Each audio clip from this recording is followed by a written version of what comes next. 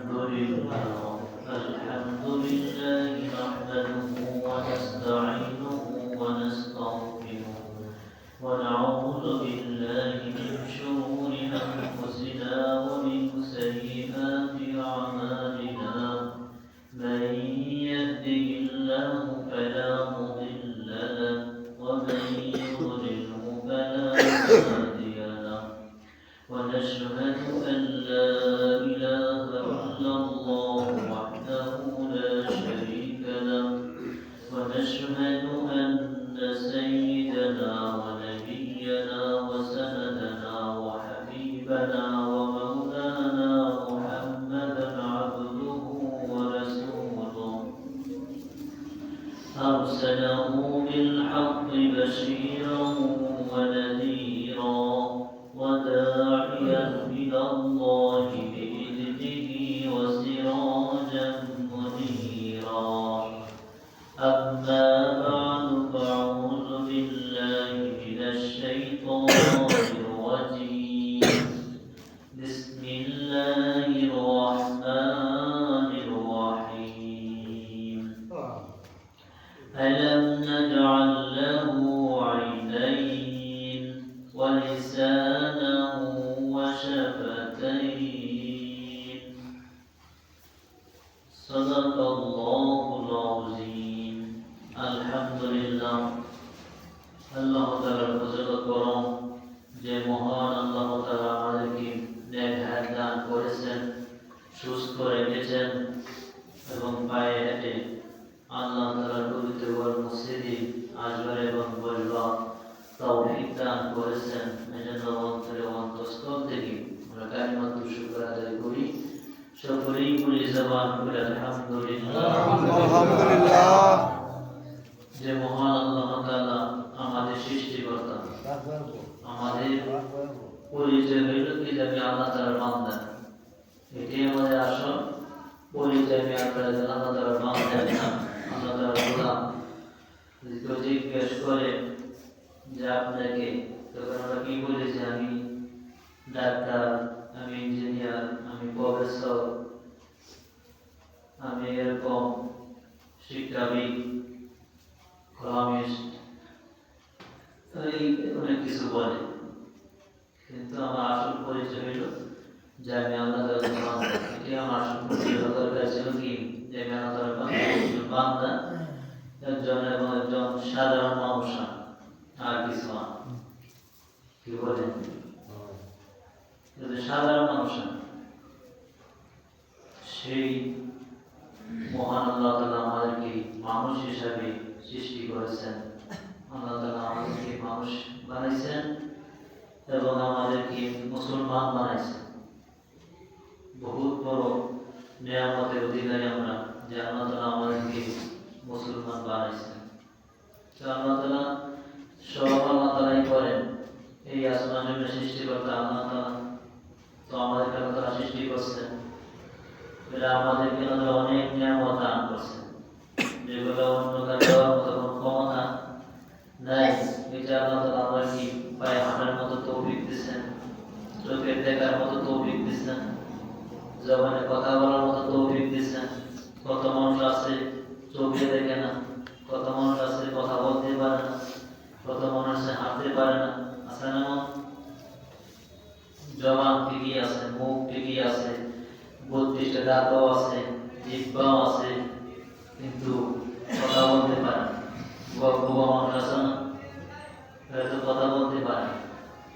কথা কি আটকে রাখছেন যে আমার মানুষের কোনো ক্ষমতা নাই, একমাত্র আল্লাহ তাআলার ক্ষমতা। আল্লাহ তাআলা বলতে চান যে আমি ইচ্ছা করলে কিন্তু তোমাকে আমার বানাতে পারতাম। কাজে তোমরা সতর্ক দেখো যে আমি একটু সুন্দর জবান আমি দিলাম তোমাদেরকে, তো কথা বলার শক্তি দিলাম। এই জবান কিছু প্রতিভা দিলাম, এই প্রতিভাটা যেন সহি লাইনে যেন থাকে। এই সুন্দর সুর আল্লাহ তাআলা দান করছেন, গান গাইলেন, আর অসৎ পথে এই জবান ব্যবহার করলেন, প্রতিকার হয়ে দাঁড়াবে। আল্লাহ তাআলা সুন্দর সুর দিয়েছেন আমাদেরকে।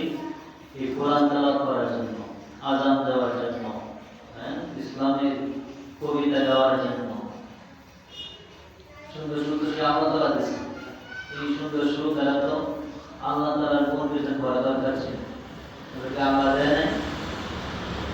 আল্লাহ নিজেই বলেন আলাম নাজআল লাহু আইনাইন ওয়া লিসানান ওয়া শাফাতাইন।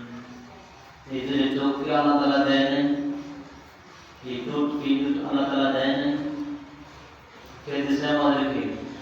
এই দুটো আল্লাহ তাআলা দিয়েছেন আমাদেরকে, না মানুষে বানাতে পারবে? এই চোখকে আল্লাহ তাআলা দিয়েছেন আমাদেরকে।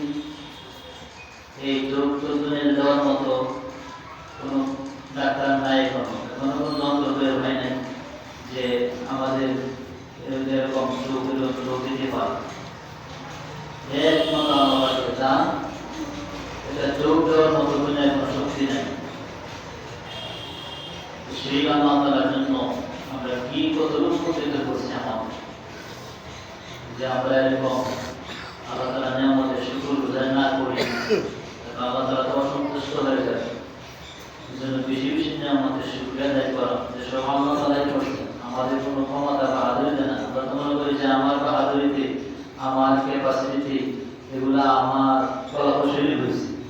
অনেকে দেখবেন ভালো বুদ্ধিমান, ভালো বুঝদার, কিন্তু অর্থ সম্পত্তি বইতে যেতেছে, এটা আরো পায় আছে না?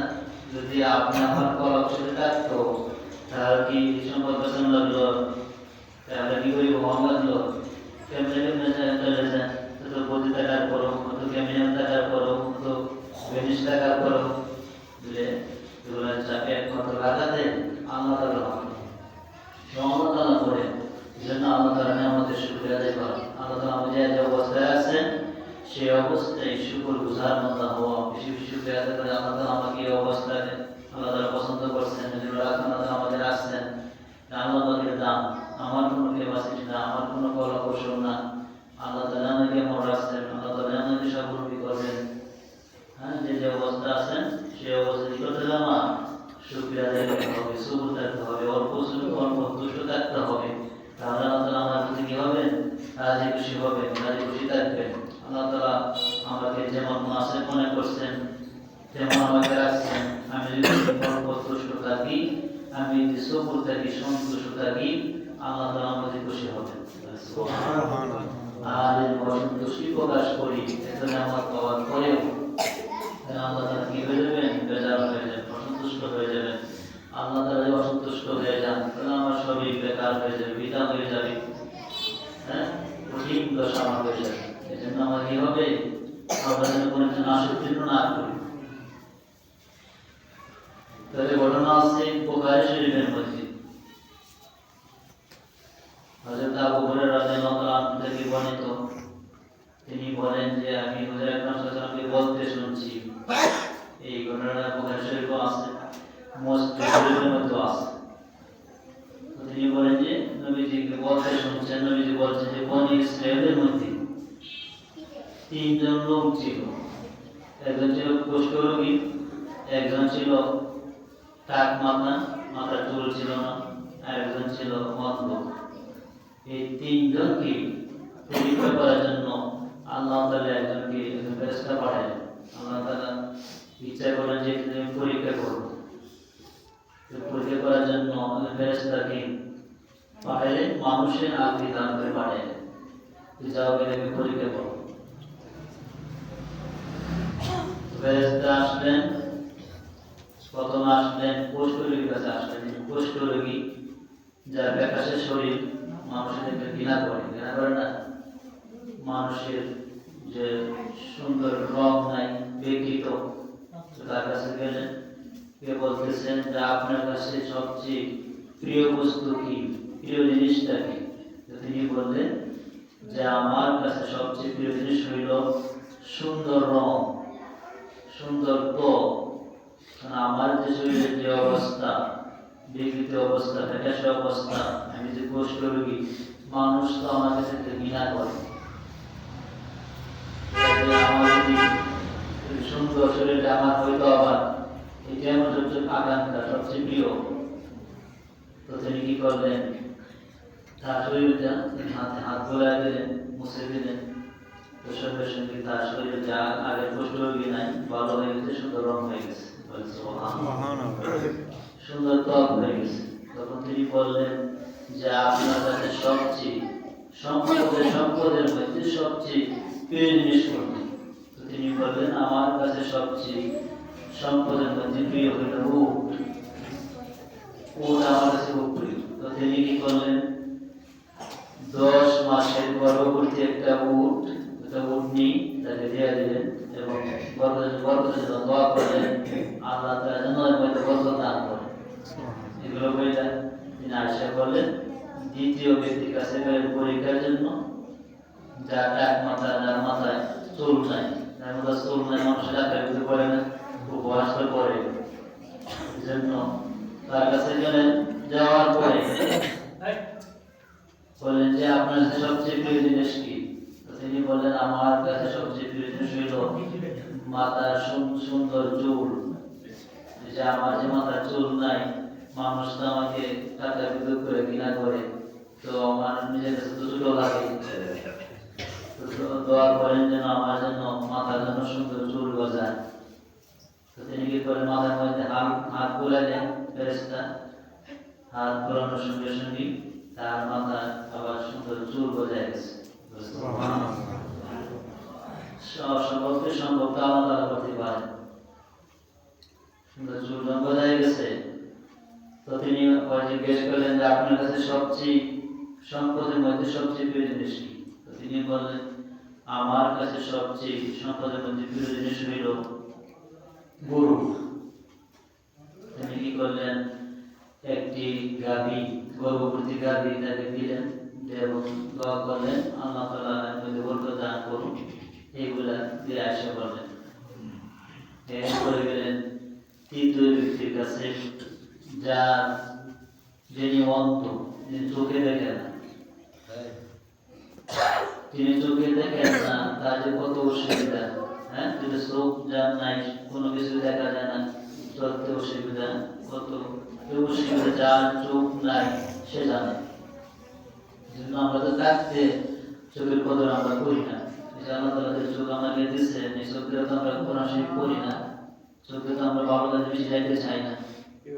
কত সুন্দর চোখ আমাদের দান করছেন, এর মধ্যে আবার কত হাজার হাজার পাওয়া দান করছেন। কিছু পাওয়া যে দূরা দেখি, কিছু পাওয়া আমরা কাছে দেখি। এই যে এত সুন্দর চোখ আমাদের দান করলেন, এই চোখের মধ্যে যদি আবার ময়লা পড়ে, তাহলে এগুলো আবার কেতুর হয়ে বার হয়ে যায়। সুবহানাল্লাহ। ময়লা বের হয় না, তাহলে কেমন সুন্দর ব্যবস্থা করে দিচ্ছেন। তো যার চোখ নাই সে বুঝে চোখের কি দাম। আগে তো আমরা এগুলো যত্ন নেই না, চোখের হেফাজত আমরা করি না। জন্য কাজটা নিয়ামত বাড়তে যাওয়া, নিয়ামতের কদর তখনই আসে যখন নিয়ামত চলে যায়, তখন আমরা কদর বুঝি না। জন্য আগে ডাকতেই কদর করতে হবে। যখন গেলেন অন্ধ ব্যক্তির কাছে গেলেন, গিয়ে বলছেন যে ভাই আপনার কাছে সবচেয়ে প্রিয় জিনিস কি? তো তিনি বললেন আমার কাছে সবচেয়ে প্রিয় জিনিস হইল আমি যদি এই দুনিয়া দেখতে পারতাম, যে চোখ তো আমার কাছে খুব প্রিয়, আমি তো কোনো কিছু দেখতে পাই না, আমাদের কত অসুবিধা চলতে। আপনি দোয়া করেন আল্লাহ তাআলা যেন আমার চোখ যেন ফিরাইয়া দেয়, আমি যেন দুনিয়া যেন দেখতে পারি। তো তিনি কি করলেন, চোখের মধ্যে হাত বুলাইলেন, আল্লাহর কাছে দোয়া করলেন, তো তার চক্ষু ভালো হয়ে গেছে। সুবহানাল্লাহ। দৃষ্টি শক্তি পেয়ে গেছে। তো এবার বললেন যে আপনার কাছে সবচেয়ে সম্পদের মধ্যে প্রিয় জিনিস কি? তো তিনি বললেন আমার কাছে সবচেয়ে সম্পদের মধ্যে প্রিয় জিনিস হইল ছাগল। তিনি কি করলেন, একটা ছাগি দিয়ে আসলেন এবং বরকতের জন্য দোয়া করলেন, আল্লাহ তাআলার মধ্যে বরকত দান করলেন। এইগুলো তিনি চলে গেলেন। তো যাকে উট দিয়েছেন, উটের পাল হয়ে গেছে। যারা গাভী দিয়েছেন, গাভীর পাল হয়ে গেছে। ছাগল দিয়েছেন, ছাগলের পাল হয়ে গেছে। উট দ্বারা একটা ময়দান পড়ে গেছে, গাভী দ্বারা একটা গরুর ময়দান পড়ে গেছে, ছাগল দ্বারা একটা ময়দান পড়ে গেছে। কিন্তু পালের পাল হয়ে গেছে। অনেক বছর পরে আবার পরীক্ষা করার জন্য আসলেন। প্রথমে আসলেন যে কুষ্ঠ রোগী ছিল, তার কাছে গেলেন, আগে আপনি ধারণ হয়ে গেলেন। কে বলতেছেন যে ভাই আমি তো সফরে আসছিলাম, আমার তো সবরের সামান শেষ হয়ে গেছে, এখন তো আল্লাহ পাকে আল্লাহ তাআলা ছাড়া আমার কোনো সাহায্যকারী নাই গন্তব্যস্থানে পৌঁছাবে। তো যে আল্লাহ তাআলা আপনাকে এই সম্পদ দান করছেন, যে আল্লাহ তাআলা আপনাকে সুন্দর রং দান করছেন, সেই আল্লাহ তাআলার নামে একটা উট আমাকে দান করেন। সেই ব্যক্তি বলে আমার তো অনেকের হক আছে, অনেকে আমার এগুলো দিতে হবে, আপনাকে তো দেওয়া যাবে না, অস্বীকার করলেন। তিনি বলতেছেন আমি তো মনে হয় আপনাকে চিনি, আপনি কি অসহায় ছিলেন না, আপনি কি কুষ্ঠরোগী ছিলেন না, আপনি এরকম নিঃস্ব ছিলেন না, আল্লাহ তাআলা তো আপনাকে সুন্দর রং দান করছেন, আল্লাহ তাআলা তো আপনাকে এই সম্পদের মালিক বানাইছেন, এটা তো সম্পদ তো আল্লাহ তাআলা আপনাকে দান করছেন। এরপর সে দেয় নাই, সে অস্বীকার করলো, অস্বীকৃতি জানাই। তিনি এভাবেই তার কাছ থেকে ফিরে আসা করলেন। তিনি বলতেছেন যে আমি তো এগুলো পুরো পুরুষ থেকেই পাইছি, বলে গেছে এগুলো আমি পুরো পুরুষ থেকেই পাইছি সম্পদ, আমার শরীর তো আগে থেকেই পাবো, আমাদের এরকম অসুবিধা ছিল না। যেন কি করে না অনেকেই নিয়ামতের কথা কৃতজ্ঞতার কথা স্মরণ থাকে না, ভুলে যায়, যেন কৃতজ্ঞতা স্মরণ রাখতে হয়। আমি আগে কি ছিলাম, আল্লাহ আমাকে এমন ঠিক এমন করছেন, এগুলো স্মরণ রাখতে হবে। তো দ্বিতীয় ব্যক্তির কাছে গেলেন যে ভাই আমি তো সফরে আসছিলাম, সামান শেষ, তো আল্লাহ তাআলা সাহায্য ছাড়া আমার এখন কতটুকু পয়সা কেউ নাই, তো আল্লাহ তাআলার নামে আমাকে একটা গরু দান করেন। তিনিও অস্বীকার করলো যে এগুলো আমার কথা দেওয়া যাবে না। তো তিনি বলছেন আমি তো আপনাকে চিনি, আপনার এক মাথা ছিল না, যে আল্লাহ তাআলা আপনাকে সুন্দর চুল দান করছেন, সে আল্লাহ তাআলার নামে আমাকে দান করেন।